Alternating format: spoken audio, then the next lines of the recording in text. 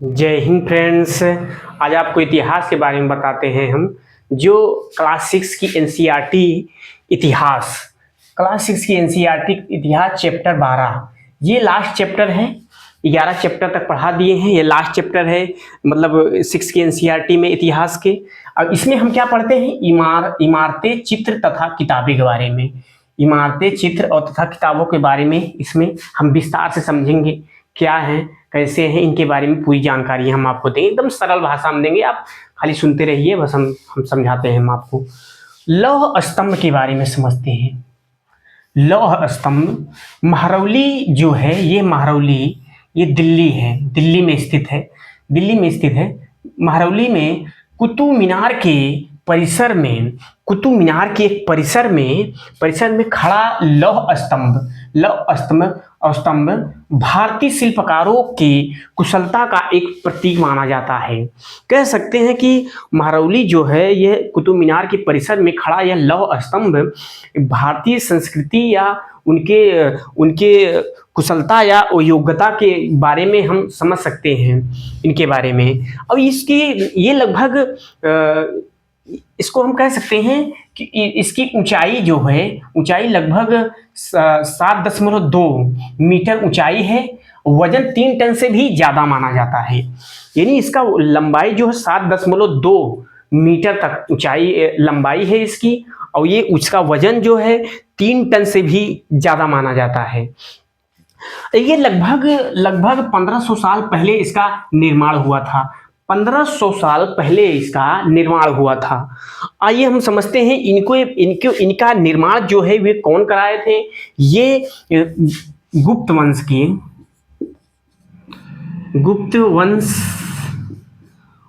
के राजा। अब गुप्त वंश के राजाओं ने इसका मतलब निर्माण कराए थे। और इसमें चंद्र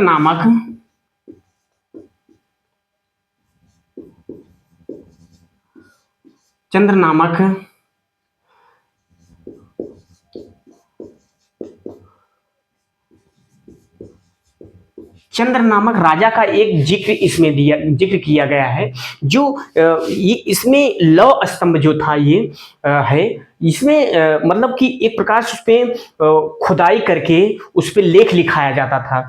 ये उस लेख से पता चलता है, चंद्र नामक राजा के बारे में लिखा गया है। ये संभवतः ये कहा जाता है ये गुप्त वंश के राजाओं ने इसको स्थापित किया था, बनवाए थे गुप्त वंश शासक के बारे में हम आपके अगले चैप्टर में हम पढ़ा चुके हैं कि गुप्त वंश क्या था, इनके काम क्या थे, मतलब कि इनके कला संस्कृति के बारे में बहुत अच्छा अनुभव था इनका, काफी प्रसिद्धि हासिल किए थे ये गुप्त वंश के शासकों ने। तो ये चंद्र नामक शासक के बारे में उसमें लिखा हुआ है कि बनवाए थे। इसका एक अद्भुत ये काम है कि आज भी ये हजारों 1500 साल पहले का निर्माण आज भी जस का तेज, इसमें जंग तक नहीं लगी है, मूर्छा जंग कुछ भी नहीं लगा, जस का तेज पड़ा हुआ है, आज भी वर्तमान में भी है ये। आइए हम समझते हैं दूसरा नंबर, ईंटों और पत्थरों की इमारतें के बारे में समझते हैं। ईंट और पत्थर के इमारतों के बारे में समझते हैं, ये क्या है इसके बारे में समझते हैं। हमारे शिल्पकार की कुशलता का नमूने स्तूप या इमारतें में देख सकते हैं। मतलब कह रहा है हमारे शिल्पकारों की कुशलता का जो प्रतीक जो है स्तूपों और इमारतों में हम देख सकते हैं। मतलब इनकी कला के बारे में हम इमारतें और स्तूपों के बारे में, स्तूपों से देखकर हम अपने आप को पता लगा सकते हैं कि कितना कला में माहिर थे, कितना समृद्ध लोग थे पहले के। आइए देखते हैं स्तूप के बारे में दिया हुआ है। स्तूप का शाब्दिक अर्थ टीला होता है।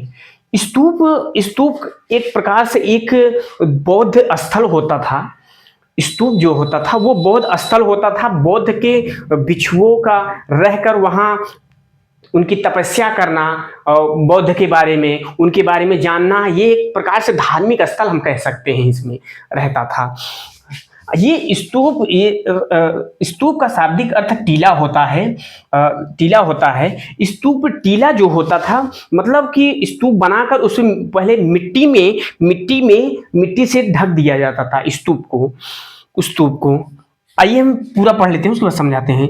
स्तूप विभिन्न प्रकार के होते हैं। स्तूप विभिन्न प्रकार के होते हैं, जैसे गोला, गोला होता है, लंबा होता है, बड़े भी होते हैं, छोटे भी होते हैं। मतलब कह सकते हैं स्तूप बड़ा, लंबा, छोटा, ये सब पूरा होता है। गोला, लंबा, बड़े, छोटे प्रकार के पाए जाते हैं इसमें।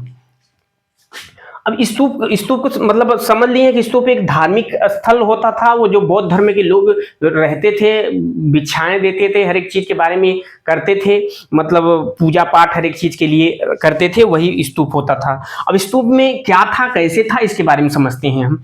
स्तूपों में एक डिब्बा होता था, डिब्बा रहता था, एक डिब्बा रहता था। इसमें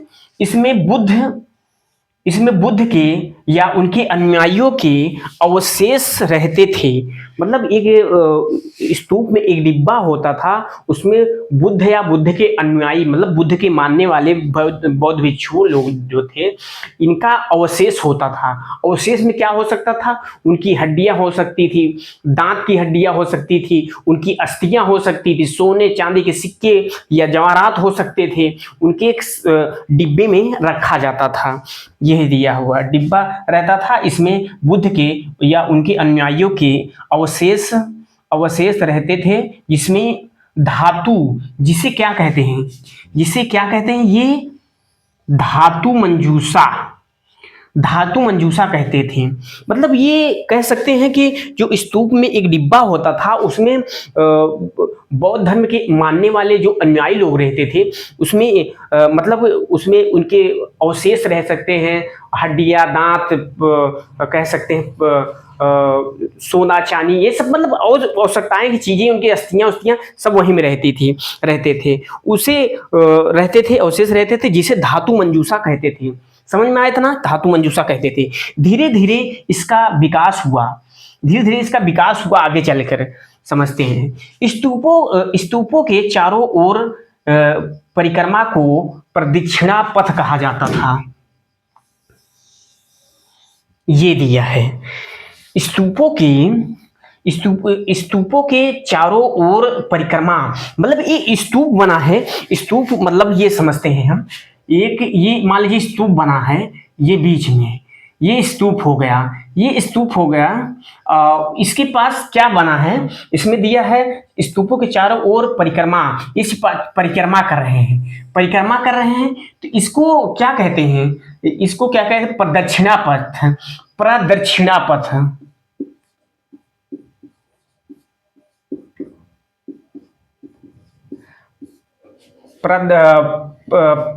प्रदक्षिणा पथ कहते हैं इसको। मतलब एक स्तूपों के चारों ओर घूमने, परिक्रमा करने को इन्हें प्रदक्षिणा पथ कहते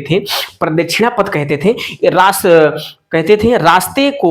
रास्ते को रेलिंग से घेर दिया जाता था। मतलब ये जो रास्ता है, ये रास्ता को एक रेलिंग के हिसाब से इसे घेर दिया जाता था। और घेरने के बाद एक तरफ द्वार बनाया जाता था, इधर से मान लीजिए ये निकलने के लिए बना दिया गया, ये निकलने का द्वार बनाया जाता था। जब ये द्वार बनाया जाता था तो यहाँ से निकल कर ये जाते थे। और ये रेलिंग में जो बनाए थे, ये रेलिंग में इसमें कुछ डिजाइनें होती थी। आइए आगे भी समझते हैं। रास्ते को रेलिंग से घेर दिया जाता था, जिसे वेदिका कहा जाता था। ये क्या है, इसी वेदिका कहा जाता था। अब ये समझ में आया, प्रदक्षिणा पथ रेलिंग को कहा जाता था। वेदिका जो होती थी, ये जो था, स्तूप के चारों ओर परिक्रमा करने वाले को प्रदक्षिणा पथ कहा जाता था। रेलिंग को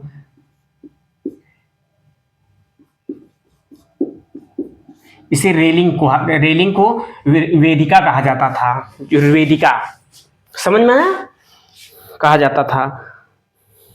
रास्ते को रेलिंग से घेर दिया जाता था, जिसे वेदिका कहा जाता था इसको।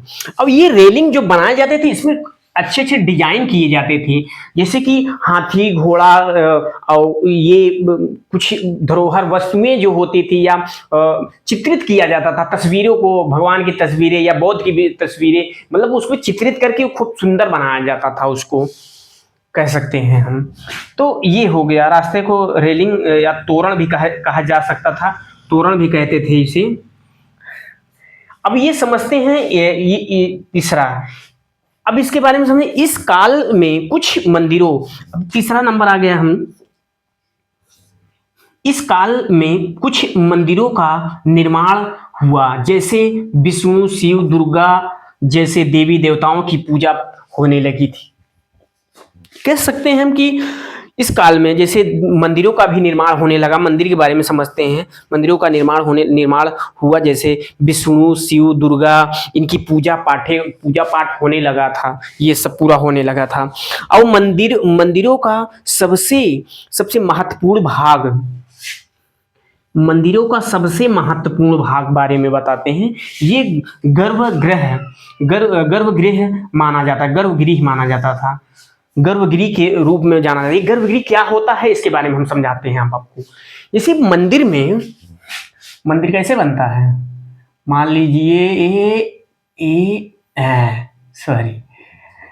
ये मंदिर हो गया, ये मंदिर हो गया, ये गेट हो गया, ये अब ये गर्भगृह कहाँ रहता था इसके बारे में समझते हैं। मंदिर के ये गेट हो गया, ये इसके अंदर मान लीजिए भगवान, ये जब मंदिर की मूर्ति रखी जाती थी, इसमें जब मूर्ति रखी जाती थी, इसी स्थान को क्या कहा जाता था,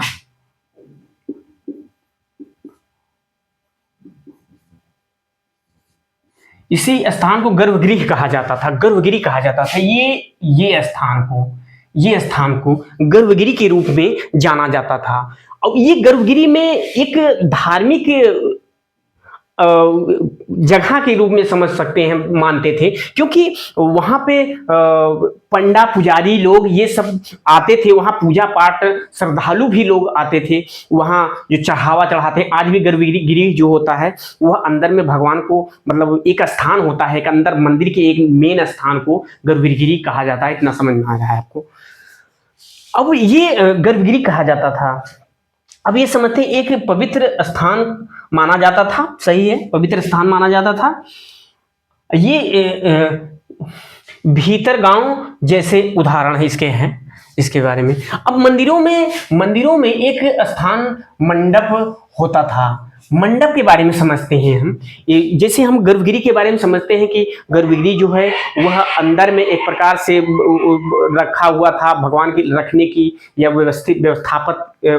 स्थापित करने की जगह होती थी भगवान की। वहीं पे आ जाता है कि मंडप जो होता है, मंडप के बारे में समझते हैं। मंडप जो एक सभागार होता था। अब इसके बारे में समझते हैं। ये मंडप जो होता था एक मंदिर के एक बैठने की जगह होती थी। जैसे ये इतना बड़ा मंदिर है, जैसे इतना बड़ा ये मंदिर हो गया, ये अंदर गर्भगृह हो गया, इसमें भगवान है, भगवान की मूर्ति रखी गई है। अब ये जो खाली स्थान है, यहाँ पर कह सकते हैं कि वो पंडा पुजारी या उनके जो संचालक लोग, करने वाले, काम धंधा करने वाले सब लोग, मतलब पुजारी लोग या उसके मंदिर के आसपास रहने वाले सब लोग, इसमें मतलब एक प्रकार की सभा करते थे। इसमें धार्मिक रूप, सामाजिक रूप में सभी चीजों के बारे में बात होता था कि मंदिर की परिसर कैसे चले, इनकी व्यवस्थाएं क्या हो, कैसे क्या करना है, पूरी सभागार यही होता था। ये क्या है, ये सभागार के रूप में समझते हैं, सभागार है ये एक प्रकार सभागार के रूप में समझते हैं। हाँ? मंडप क्या होता है, एक सभागार होता था जिसमें अपनी सही गलत के बारे में समझते हैं कि क्या उन्नति करना है, क्या देश भविष्य, हर एक चीज के लिए समझते थे, मतलब आगे चल के। अब आइए हम समझते हैं चौथा नंबर हम समझते हैं क्या, स्तूप तथा मंदिर किस तरह बनाए जाते थे। अब इसके समझते हैं, स्तूप तथा मंदिर कैसे बनाए जाते थे समझते हैं। स्तूप तथा मंदिर बनवाना कोई आम बात नहीं थी, सही है। स्तूप और मंदिर को बनवाना कोई आम बात नहीं होती थी कि आम आदमी लोग कोई बनवा ले। जैसे हम आप नहीं बनवा सकते थे उस समय स्तूप और मंदिर, क्योंकि बहुत खर्च आता था, इतना पैसा खर्च आता था, लोग के पास था नहीं। इसीलिए यह काम कौन करता था, यह काम कौन करता था, राजा रानी, राजा रानी लोग करते थे, या बड़े भूस्वामी लोग रहते थे, बड़े पैसे वाले लोग जो रहते थे वही करते थे। तो यही छोड़ के यही सब करते थे, और न था उस आदमी का बस की बात नहीं थी, और इसमें बहुत पैसे खर्च होता था। उसके बाद यहाँ से मतलब राजा जब बनवाता था तो यहाँ पत्थर के लिए अपने मतलब जो रहते थे काम करने के लिए, जो शिल्पकार या बनाने वाले जो कार रहते थे, ये सब मतलब रहते थे, तो उनको मतलब पत्थर को ढूंढना सबसे बड़ी चुनौती होती थी। पत्थर को वो एक जगह से दूसरी जगह ढूंढते रहते थे। अच्छा पत्थर, किस्म का पत्थर मिल जाता था, तब उसको उठाकर वहां से लाके मंदिर के हिसाब से रखते, मंदिर की जहां जहां स्थापित किया जाता था वहां रखते थे। जब रखने के बाद मान लीजिए यहां से उठाकर यहां पर पत्थर लाएं, अब यहां से इसकी कटाई छटाई सब चालू हो जाएगी, यहां से मूर्ति का या क्या बोलते हैं स्तूप का निर्माण करने लगते थे। मंदिरों और स्तूपों का बनाया जाता था। ये कभी भी बनाया जाता था, ये ऊपर के शेप से बनाया जाता था। जितने भी मंदिर पहाड़ को या पत्थर को काट के बनाया जाता था, वो ऊपर से नीचे की तरफ काटते थे। जैसे ये मूर्ति है, मान लीजिए ये भगवान की मूर्ति, सॉरी, मान लीजिए ये हो गया, चलो ठीक है। अब इसको मंदिर बनाना है, मान लीजिए इसको, तो इसको मंदिर बनाना है तो ये पत्थर है पूरा। अब तो इसको यहां से काटना शुरू करेंगे, यहां से इधर से रूप देते देते देते लास्ट तक यहां तक देते थे। ये इस तरह बनाया जाता था। इसको खर्च, जब इसकी पूरी जिम्मेदारी सबको राजा जो बनवाता था राजा का ही रहती थी, क्योंकि इसमें पैसा खर्च आम आदमी की बात नहीं होती थी। इसके बारे में प्रवेश द्वार को तोरण कहा जाता है, इसके बारे में बताएं हम। प्रवेश द्वार को तोरण भी कहा जाता है, ठीक है। दान देने वाले लोगों का नाम खंभों या रेलिंग दीवार पर लिखा जाता था। कह सकते हैं कि जब ये दीवार में जब स्तूपों पर जब रेलिंग बनाई जाती थी, रेलिंग बनाया तोरण भी कहा जाता है, तोरण भी कहा जाता है।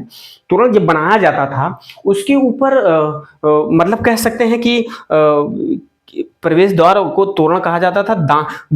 जो दान देते थे, जो पैसा देते थे, जो उसमें कामगर, माली, बढ़ई, ये सब लोग रहते थे। जब सब लोग देते थे तो जरूरी नहीं है कि सबका ही लिखा जाए, कुछ उसमें लोग विशेष लोग रहते थे, उनका नाम लिखा जाता था। उसमें दान देने वाले के नाम पे रेलिंग पे लिखा जाता था, दीवारों पे लिखा जाता था। ये अन्य प्रकार में लिखे जाते थे, जो आज हम लोग के बारे में पता चलता है, मालूम पड़ता है उनके बारे में।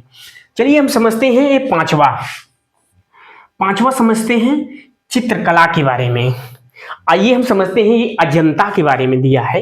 अजंता यह वह स्थान है जहां पहाड़ों को खोदकर बौद्ध भिक्षुओं के लिए बनाए गए विहार थे। मतलब अजंता वह स्थान है जो पहाड़ों को काटकर, अजंता कहाँ पड़ता है, पहले महाराष्ट्र में पड़ता है, ये महाराष्ट्र में पड़ता है, इसके बारे में समझते हैं। तो ये मतलब पहाड़ों को खोदकर वह बौद्ध भिक्षु को रहने के लिए या बिहार के रूप में बनाया गया था। बिहार मतलब समझते हैं कोई बौद्ध भिक्षु उस समय बिहार जो था, जैसे हम बताए हैं पिछले या के लगभग 17वां चैप्टर है, तो उसमें दिया गया है कि बौद्ध विहार जो बनाए जाते थे पहले आरंभी लकड़ी का बनाए जाते थे, तो इसके बारे में हम बता चुके हैं आपको। तो ये जो विहार बनाए जाते ये पत्थर को काट कर बनाए जाते थे। पहाड़ों को जो है वो पहाड़ों को कटिंग करके ऊपर से, ये ध्यान देना आप, ये कभी भी होता था, ये कटाई जो होती थी ये ऊपर से होती थी नीचे तक चली जाती थी, तब इसको पूरा से मतलब बिहार बनाए थे, भिक्षुओं के लिए बनाए गए थे बिहार थे। इस गुफा में चित्रों द्वारा सजाया गया था।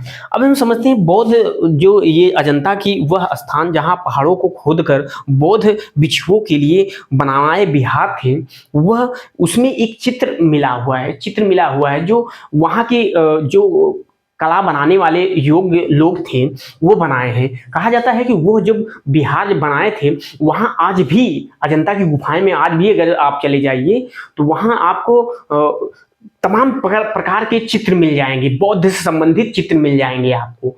और चित्र इतने अच्छे हैं कि आज भी पता नहीं कौन सी कलर या पेंटिंग से यूज किए थे कि आज भी जेस का तेज है, मतलब देखेंगे तो एकदम जेस का तेज दिख रहा है, जैसे आज हजारों 2000 3000 दो 2500 साल पहले की बात है, तब से आज तक ऐसे 1500 साल पहले की बात है। ये 1500 साल पहले भी आज भी चमक रहे हैं इन्हें।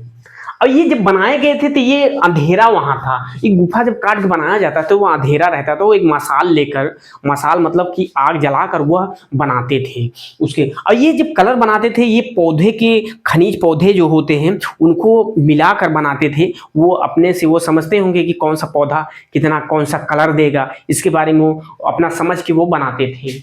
ये दिया हुआ है। पुस्तकों की दुनिया के बारे में समझते हैं, पुस्तक के बारे में समझते हैं। ये छठवां है पुस्तक, पुस्तक की दुनिया। करीब 1800 साल पहले एक प्रसिद्ध तमिल महाकाव्य, तमिल, पहले तमिल देख लीजिए, तमिल महाकाव्य शिल्पादिगरम, शिल्पादिगरम की रचना इलांगो, इलांगो नामक कवि ने की थी। मतलब शिल्पादिगरम जो कविता है, ये तमिल की कविता है, वह इलांगो नामक कवि ने किया था। ये इलांगो नामक कवि ने शिल्पादिगरम की मतलब कि कवि ने करीब 1800 साल पहले एक प्रसिद्ध कवि तमिल महाकाव्य, तमिल का महाकाव्य शिल्पादिगरम की रचना इलांगो नामक कवि ने की थी। इसमें कोलन, कोलन ये मेन किरदार कोलन है। कोलन नामक व्यापारी की कहानी है, कोलन नामक व्यापारी की कहानी है। वह पुहार में रहता था, मतलब कोलन नामक एक व्यापारी की कहानी है, वो पुहार में रहता था। शिल्पादिगरम में एक कहानी दी गई है जो कोलन नामक एक व्यापारी की दी गई है, वो पुहार में रहता था। वो कावेरी कोलन अपनी पत्नी कन्नगी, मेन किरदार कन्नगी को छोड़कर माधवी नर्तकी से प्रेम करने लगा था। मतलब कि अपनी पत्नी से छोड़कर माधवी नर्तकी से प्रेम करने लगा था। बाद में कन्नगी पुहार छोड़कर मधुरै चली गई। अभी हम किरदार के बारे में ही समझाते हैं। कहानी है, कहानी में आपने दिया है, ये क्वेश्चन बना देता है, इसलिए इसको थोड़ा शॉर्ट लिख दिया, हम आपको समझा दे रहे हैं, कहानी बड़ी है इसीलिए। देखिए ये जो दिया है वो मतलब कोलन अपनी पत्नी कन्नगी को छोड़कर वो माधवी नर्तकी से प्रेम करने लगा था। बाद में वह कन्नगी जो होती थी वो पुहार में रहते थे, मगर पुहार छोड़कर मधुरै चली गई। जब मधुरै चली गई, बाद में पांड्य राजाओं ने इनके पति कन्नगी के पति कोलन को चोरी का झूठा इल्जाम लगाकर उसको मतलब मृत्युदंड का आदेश दे दिया। जब मार दिया तब मतलब कन्नगी जो थी वह पांड्य राज्य का विनाश करने के लिए वह श्राप देती है कि मेरे पति को मार दिया, ये पांड्य राज्य जो है ये समाप्त हो जाएगा या बिखर जाएगा। मतलब उसके दिल से एक हाय निकली थी, वो अपने पति से प्रेम करती थी, तो वो मतलब कह सकते हैं कि दिल में एक हाय होती है ना, छूट जाती है, तो निकली उसको पांड्य राज्य के लिए, जो वो सच में विनाश हो गया था। झूठा इल्जाम लगाया, उसके पति को मार दिया, तो भाई क्या करेगा, वो तो जाहिर सी बात है, वो भाई कुछ नहीं कर सकते, बद्दुआ निकले। उनकी बद्दुआ में इतनी ताकत थी कि पांड्य राज्य विनाश हो गया था। आइए समझते हैं, एक और तमिल कहानी के बारे में समझते हैं। एक और तमिल महाकाव्य मणिमेखलाई के बारे में समझते हैं। मणिमेखलाई को करीब 1400 साल पहले इसकी रचना, ये 1800 साल पहले थी, ये 1400 साल पहले मतलब 1400 साल पहले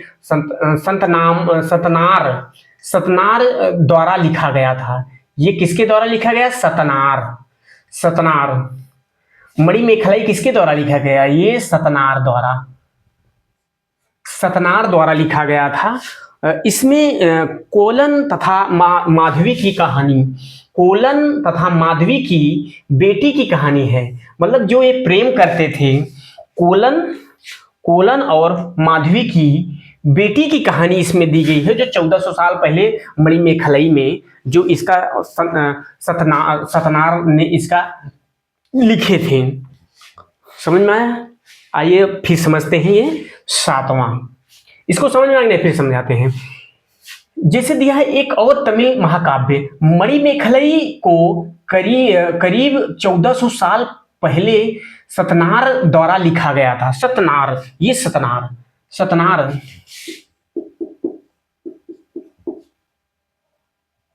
सतनार होना चाहिए,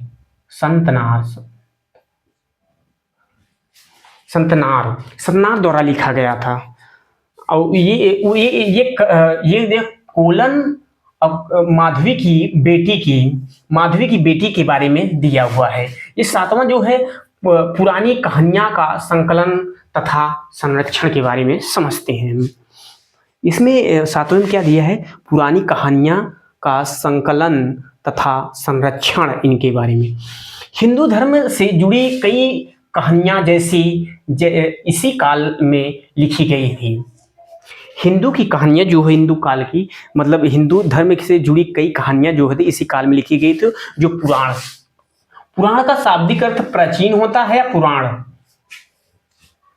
पुराणों में विष्णु पुराण होता है, शिव पुराण, दुर्गा पुराण, पार्वती जैसे देवी देवताओं की कहानी दी गई है। मतलब पुराणों में इन सब की कहानी दी गई है। शिव को दी गई, दुर्गा की दी गई है, और ये पार्वती के दी गई है, जैसे देवी देवता की कहानी के बारे में बताया गया है पुराणों में। उनके बारे में कहानी राजा के बारे में दिया गया है। मतलब वो उनके बारे में, राजाओं के बारे में, जो पांड राजा थे, कौरव थे, पांडव थे, ये सब पूरे बारे में, इनके बारे में पुराण में दिया गया है। पुराण संस्कृत श्लोक में लिखे गए पुराणों का पुजारी मंदिर में करते थे, पूजा पाठ जो करते थे, ये दिया है। पुराण संस्कृत श्लोक में लिखे गए हैं। पुराण जो है, पुराण संस्कृत श्लोक में लिखे गए हैं। पुराणों का पुजारी मंदिरों में पूजा पाठ करते थे। मतलब उसको व्यक्त करते थे, जिसकी जो पुजारी रहते थे मंदिरों में करते थे, तो लोग भी आ जाते थे उसमें देखने सुनने के लिए। उनके बारे में पूजा पाठ, यानी संस्कृत में श्लोक रहते थे, वो सुनाते थे, जो सरल भाषाओं में सुनाते थे। मगर इसमें और जैसे शूद्र का यहाँ जाना वर्जित रहता था, वो लोग नहीं जा पाते थे। पंडित तो रहते थे, जो है ब्राह्मण रहते थे, क्षत्रिय भी रहते, वैश्य भी रहते थे, मान लीजिए पहुंच जाते, मगर शूद्र नहीं जा पाते थे। ये दिया हुआ है। पुराण तथा महाभारत व्यास नामक ऋषि ने संस्कृत में संकलित किया है। पुराण तथा महाभारत व्यास नामक ऋषि ने संकलित किया था। महाभारत में ही भगवत गीता भी है। महाभारत में भी भगवत गीता भी पाया जाता है। ये समझ में आया? ये पुराण तथा महाभारत व्यास नामक ऋषि ने संस्कृत में संकलित किया है, कंफ्यूजन हो जाता, संकलित किया था। महाभारत में ही भगवत गीता भी है। संस्कृत रामायण के लेखक वाल्मीकि को माना जाता है। संस्कृत रामायण के लेखक किसे माना जाता है? वाल्मीकि को माना जाता है। संस्कृत महाभारत रामायण का लेखक वाल्मीकि को माना जाता है। जातक कथाएं, अब जातक कथाएं के बारे में समझते हैं। जातक कथाएं तो अक्सर स्तूपों के रेलिंग तथा अजंता चित्रों में संदर्भित किया गया है। कह सकते हैं कि जो जातक कथाएं होती थी, ये जो होती थी, ये स्तूपों की रेलिंग, जो स्तूप बनाए थे, ये स्तूप की रेलिंग पे रेलिंग पे लिखा होता था, स्तूपों को रेलिंग में लिखा होता था, जहाँ तक कथाएं, या अजंता चित्र के अजंता की गुफाओं में लिखा हुआ होता था। अब आइए हम समझते हैं 8वां नंबर जो लास्ट है, चीन से कागज बनाने की शुरुआत। मतलब चीन से कागज बनाने की शुरुआत के बारे में समझते हैं हम। अब ये जो दिया है 1900 साल पहले, क्या दिया है, 1900 साल पहले शुरुआत चीन में की गई थी। काइलुइन द्वारा ये शुरू किया गया था। मतलब इसका आविष्कार, जो कागज बनाने का आविष्कार 1900 साल पहले काइलून ने ये शुरू किया था। काइलून ने शुरू किया था, और ये काइलून नामक व्यक्ति ने शुरू किया था। ये 1400 साल बाद, मतलब कह सकते हैं, बताए 500 साल तक चीन ये अपनी आविष्कार को छुपा के रखा था, कोई भी नहीं जान पाता था। 1900 से काइलून ने कागज का आविष्कार किया था, जिसमें से कह सकते हैं कि 1400 साल पहले कोरिया तक पहुंचा था, तथा जापान, उसके बाद जापान में पहुंचा, फिर बगदाद में पहुंचा, बगदाद से यूरोप, एशिया, तब भारतीय उपमहाद्वीप में पहुंचा था। बताइए इतना देर, बताओ 500-600 साल उसको चुरा के रखा गया, तो वो कला को रखा गया था। ये आज हमारा चैप्टर खत्म हो गया है। अब हम इसके बारे में आज हम समझते हैं, देखते हैं क्या शुरू करते हैं। हो सकता है पॉलिटिक्स शुरू कर सकते हैं, या ज्योग्राफी शुरू कर सकते हैं। दोनों में एक शुरू कर सकते हैं, देखते हैं। धन्यवाद देखने के लिए।